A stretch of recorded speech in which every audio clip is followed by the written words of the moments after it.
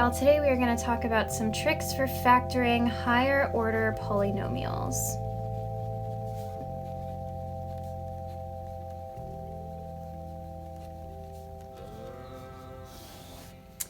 So I want to start off, before we talk about this, with a trick that we have used before. It's actually mostly relevant for quadratic functions, but just is, kind of a similar trick. And I want to just start off with that to get kind of warmed up. So review, that trick is the difference of squares.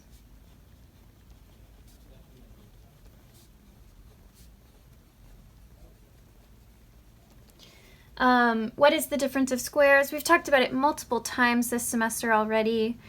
That is the trick where if we have a squared minus b squared, we know that that's equal to a minus b times a plus b.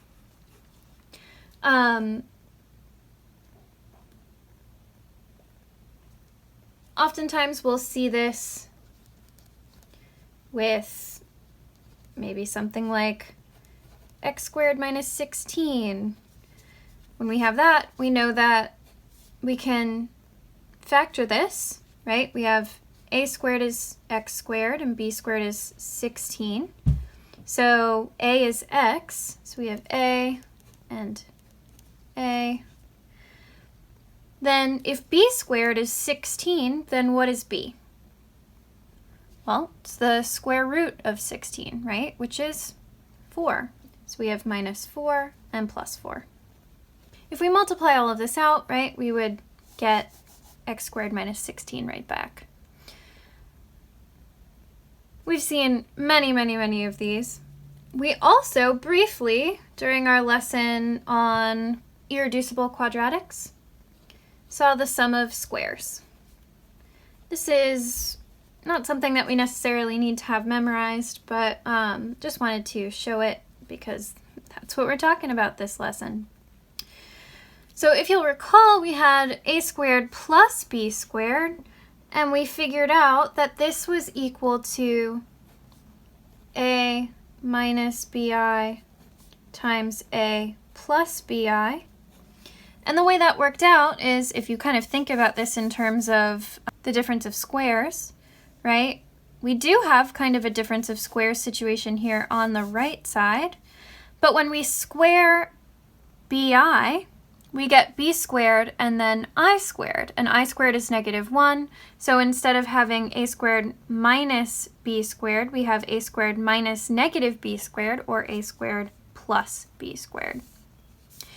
Okay, so those are a couple of cases we've seen so far.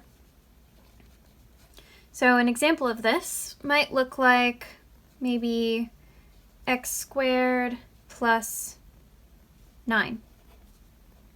Right? X squared plus 9 would give us, again, a is x. So we have x and x. And now 9, if 9 is b squared, then b is 3. So we have minus 3i and plus 3i. Let's look at one more quick example here. Let's say we were given something like x squared minus 81. So this is interesting because it's not a quadratic. We have a 4th degree polynomial. How can we break this down, right? The key to math is breaking things down into smaller and more simple things. We're talking about difference of squares. What if we thought about what these things are squared? So let's break it down that way. So x to the 4th is x squared squared, right? And 81 is 9 squared. So even though it didn't look like it before, I kind of have a difference of squares here, right? I have something squared minus something else squared. And the difference of squares tells us that that's equal to the first thing minus the second thing times the first thing plus the second thing. So that gives us the first thing, so x squared minus the second thing, 9, times the first thing, x squared, plus the second thing, 9, again. Well, here we have a difference of squares.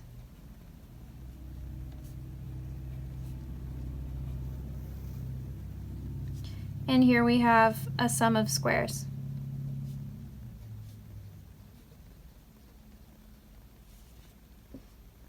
So what is this equal to? Well, let's replace this with something that we know that it's equal to. Difference of squares, we've been using this all semester. We know that this is equal to x minus 3 times x plus 3. And this, we actually just figured out what this was equal to, right? It's equal to this here. So x minus 3i times, oh gosh, x plus 3i. And this is this equation fully factored. I don't think you'll see something necessarily like this on a test or anything, but just wanted to kind of give an example, sort of set the scene for what we're going to be talking about this lesson. Okay, the first sort of trick that I would like to talk about is factoring by grouping.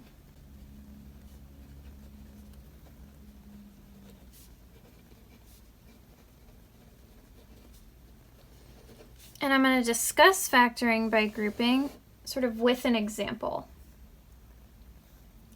So let's say we have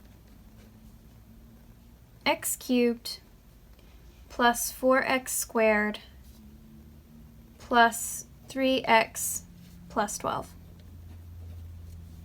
So what factoring by grouping says is it asks us to split down the middle.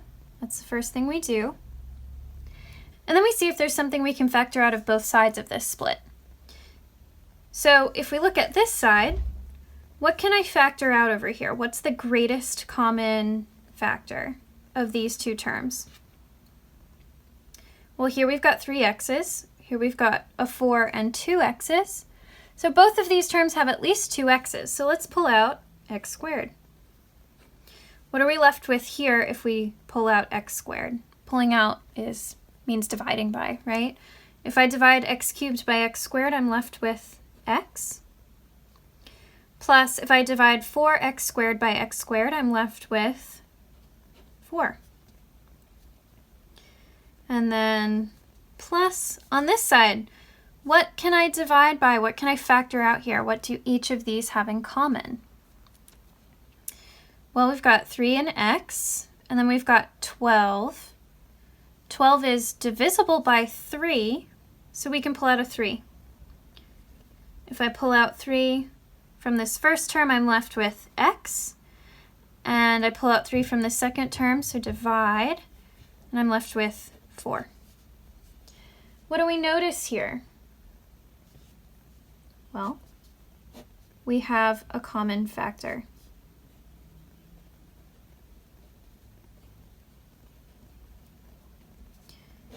Having a common factor is essential for factoring by grouping. If we factor something out and we don't get the same term here, then we cannot use this method. So again, must be the same.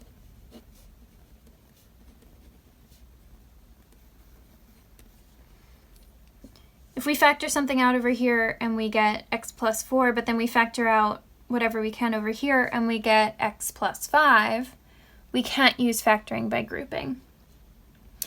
Okay, so the reason that's important is because what we want to do next is factor that common factor out of these two terms. So if I had 2 times a plus 3 times a, how would I combine this? Or how could I sort of think about this? Well, of course, these are like terms, right? So we could pull out the a, right? We know we have 2 of these a's and we have 3 of these a's, so we end up having 5 a's. How else can we think about that? Well, we can think about pulling out the a right? If I pull out a, then I'm left with 2 plus 3, which is 5, right? 5 times a. If I have x squared times a plus 3 times a, we could do the same thing, right? We could pull out a from both terms. I'm left with x squared plus 3. We're going to do the same thing, except here a is x plus 4. So if I pull out x plus 4, right, both of these terms are multiplied by x plus 4, bring that out to the front. My first term, which is this whole part right here, is left with x squared. And my second term, this whole part right here, is left with 3. Well, we want to factor typically until we have all linear factors. We still have this quadratic factor, so let's go ahead and split that into its linear factors. We do that, hopefully at this point we're pretty well aware that we do that using the quadratic formula. So x equals b here is, well, there's no b, there's no x term. That means that b is 0, so negative 0 plus or minus the square root of 0 squared minus 4 times 1 times 3 all over 2 times 1.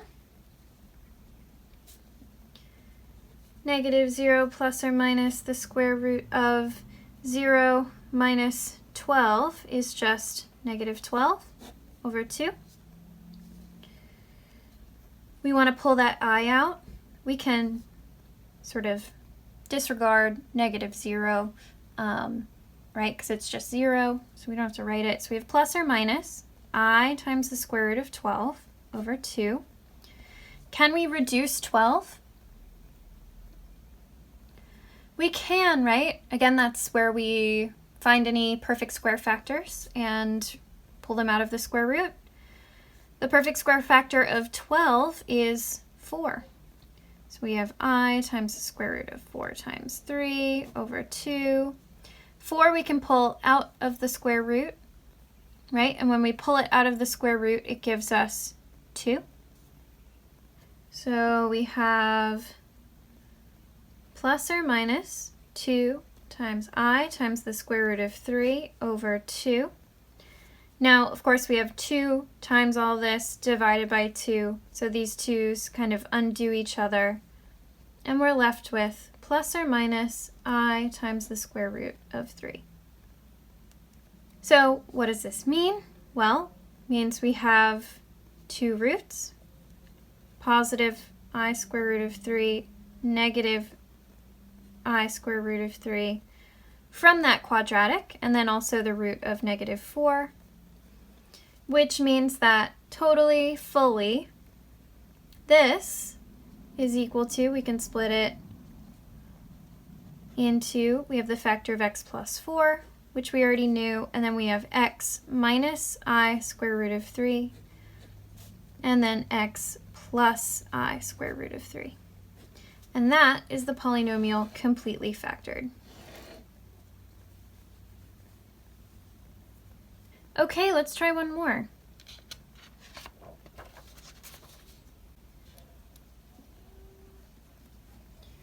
Okay, let's say we have 2x cubed minus 5x squared minus 8x plus 20.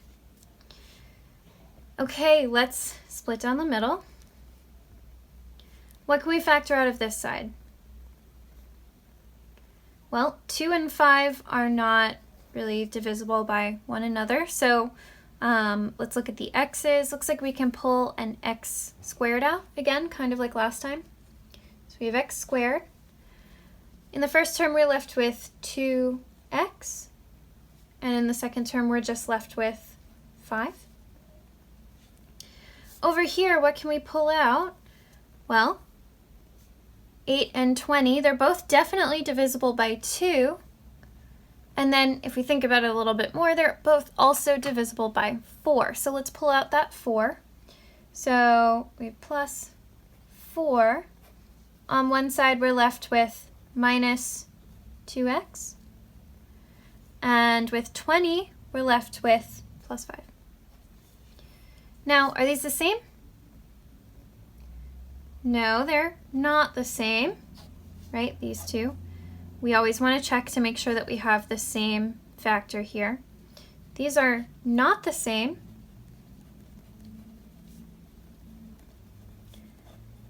But notice, we can make them look the same pretty easily.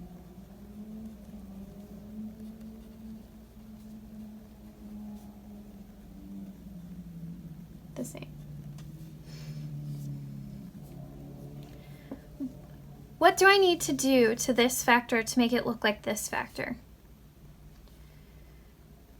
Well, we have a positive 2x, negative 2x, and then a negative 5 and a positive 5. So our signs here are switched. They're flipped, right? What do we do to flip a sign?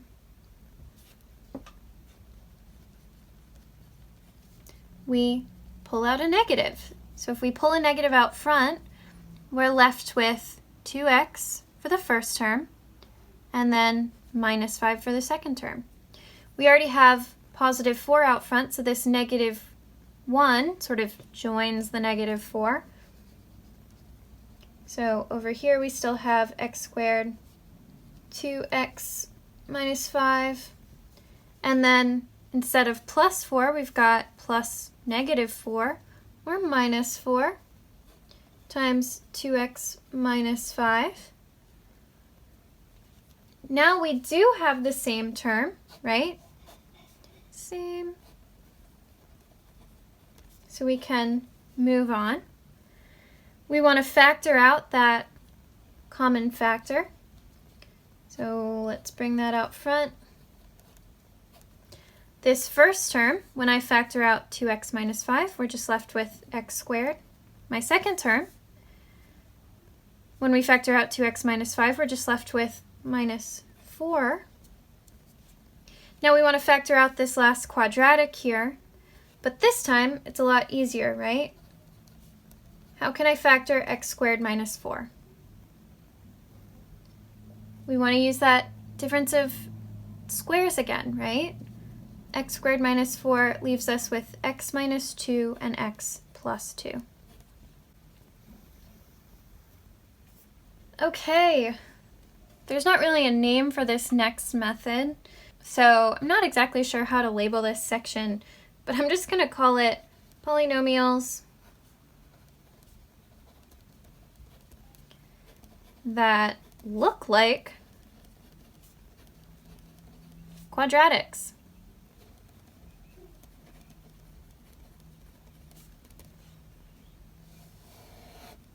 So what do I mean by this? I mean a polynomial like the following.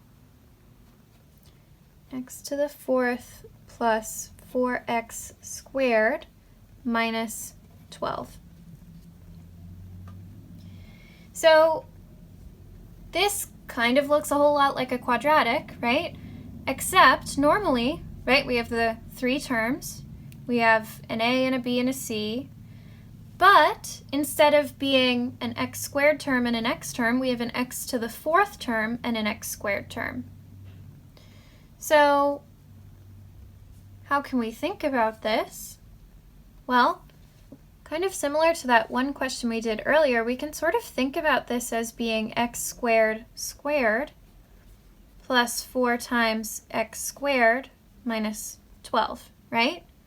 Which looks like something squared plus 4 times that same thing minus 12, right? It looks sort of like, let's take this, make it sort of scratch work. This is separate. Scratch work.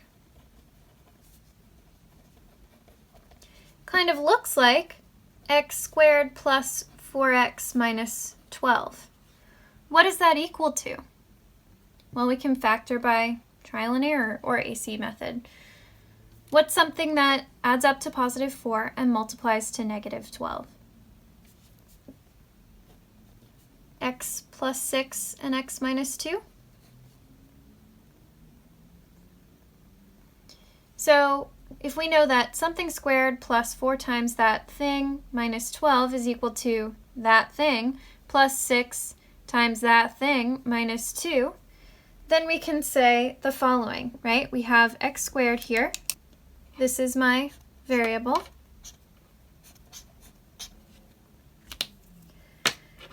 We know that that is equal to, sort of in the same way, to x squared plus 6 times x squared minus 2. Right? That thing plus 6 and that thing minus 2.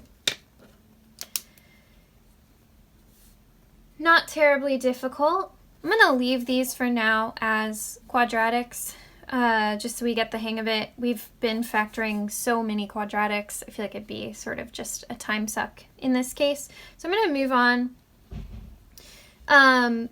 and look at a similar one really quickly. I would encourage y'all to try not to think too hard about this. So let's look at it this way. So let's say we have something like x squared minus 3x cubed plus 2. So we see again, we have x to the 6th instead of our x squared term and x to the 3rd instead of our x term, right? This is 2 times this. So again, we sort of have a parallel to this equation. When I factor out this equation, I want to think of something that adds up to -3 and multiplies to +2. And that is x minus 2x minus 1. So up here, what that looks like is, right, instead of x, we have x cubed. So that's x cubed minus 2 and x cubed minus 1. Simple as that. We haven't talked about how to factor cubic functions like this. There is sort of a formula that you can use, but we're not going to bother with it because it's just extra stuff. So last one, let's say we had something like 2x to the 4th plus 3x squared plus 1. Again, we want to think of this kind of like 2x squared plus 3x plus 1. And you would want to do kind of whatever you would do here. So we could look at this and do it by trial and error. I'm going to do this with the quadratic formula. So negative b is -3. We have plus or minus 3 squared minus 4 times 2 times 1 over 2 times 1. That's -3 plus or minus 9 minus 8 over 2. So -3 plus or minus the square root of 1 over 2, which is of course -3 plus or minus 1 over 2. So -3 plus 1 over 2 and -3 minus 1 over 2. I'm going to separate them with a comma. So we have -2 over 2 and -4 over 2, which gives us -1/2 and also -1. So what does this mean? Well, we do have a root of -1/2 and a root of 1. So we do have x plus 1/2 and x plus 1. But something that we need to notice is that we do have a leading coefficient here of 2, which means that we have that 2 out front. If you were looking for this solution, either using the AC method of factoring or just looking by trial and error, you probably got this 2x plus 1 times x plus 1. And the way they're related, right, is that this factor, 2x plus 1, is equal to, again, we've been talking about factoring a bunch today, 2, if I pulled a factor of 2 out of this, I'd be left with x, and then plus, I would divide 1 by 2, so it would be 1/2. So that's how these are related. If I have this answer, or this answer, I can write this guy. This is going to look like 2 times, instead of x, we have x squared, so we have x squared plus 1/2 times x squared plus 1. You definitely wouldn't see one that was this difficult on a test or anything, but just wanted to talk us through how we would do it. Okay, I want to talk about one more type of problem, and it should go pretty quickly, because the last one is just polynomials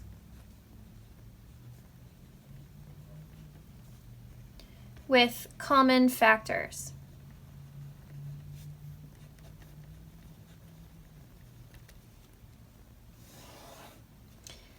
The first one I want to talk about is something like this. Very simple. Say we have 2a squared plus 8a minus 10. Each of these terms here are divisible by what? 2, right? So, because all of the terms in the entire polynomial are divisible by 2, I can pull out a 2. So my first term when I divide by 2, I get a squared. My second term when I divide by 2, I'm left with 4a, and my last term leaves us with 5a. Now I can just look at this part of the quadratic and factor it, right? We have a leading coefficient of 1, so we just need to think of something that adds up to 4 and multiplies up to -5. We can't forget, I almost forgot, we can't forget the 2. The 2 needs to come as well. But when we split that up, we can split it up into +5 and -1. A plus 5, a minus 1, and that's it, right? This looks kind of tough, but once we factored out that common factor, it was actually very simple.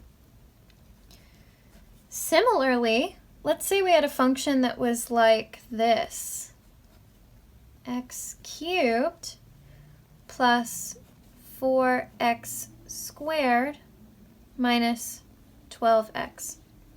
What do all of these terms have in common? Is it 4? No, it's not 4, because this one doesn't have 4. So we can't pull 4 out of all of these, right? And we don't want to just pull 4 out of these two, because then we'd have this guy kind of floating off in space on its own. We want to always look for something that divides all of the factors. So the only thing that's a factor of all of these is x, right? Each of these terms have an x. Usually this last one, the constant term, doesn't have an x, but it does this time. So let's pull that out. If I pull an x out, the first term is just x squared. The second term is just 4x. And the third term is just minus 12. Again, this is just a regular quadratic. We're just left with a regular quadratic. We bring down that x. How can I factor this?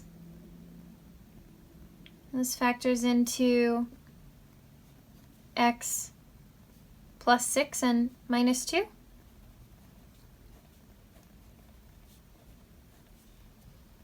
And that's it. That's the whole problem. So last but not least, I would like to look at the lab manual and do one problem just to see how we might, find this in the wild potentially. This is in the zeros and factors of polynomials section. This is number 5. Okay, so looking at this question, it asks, using division, show that x plus 3 is a factor of f, and asks for the quotient. So we have a factor that is of that form x minus c. That tells us we can use synthetic division. What is c here? It's -3. So we set up the problem, we put -3 in the top left. Then we write out our coefficients. So our first coefficient is 1. That's for the x to the 4th term. We're missing an x cubed term, so we need a placeholder 0. Then we have -19x squared, so -19. Then minus 30x, so minus 30. And then our last term, so is -30x. We're missing a constant term, right? So because we don't have the constant term, we need to remember that we still need that placeholder 0. So we need that placeholder 0 on the end there. Let's go ahead and get started. So we bring down the 1. We multiply these two. We get -3. 0 plus -3 is just -3. -3 times -3 is 9. We add these two together. We get -10. We multiply -10 times 3, we get +30. We add these up, we get 0. Then -3 times 0 is 0, and 0 plus 0 is 0. So we get a remainder of 0. Is that a surprise? Definitely not, right? We're showing that x plus 3 is a factor of f. In order for x plus 3 to be a factor of f, we need to get a remainder of 0 when we do synthetic division. That is factor theorem, right? Factor theorem says this. What is the quotient is our next question. So that comes from our coefficients here. We have 4 terms. So we have our constant term, x squared term, and x cubed term. So let's write that out. Quotient. The first one is x cubed term. Then we have an x squared term, so minus 3x squared, and then minus 10x, and then plus 0. We don't really need to write this, right? Because plus 0 doesn't really change anything. So this is our quotient.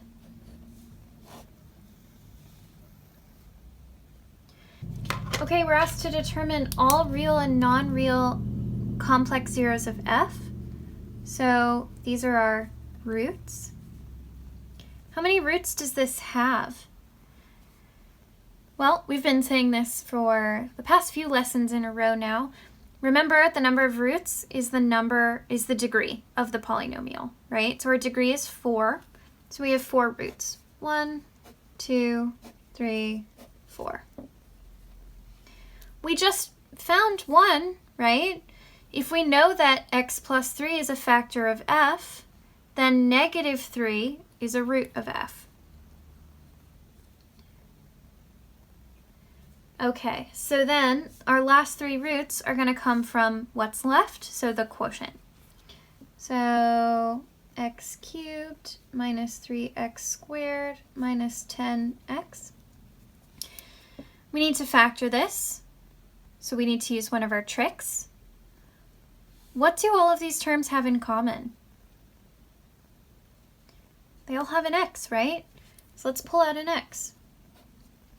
What are we left with? Well, this term leaves us with x squared.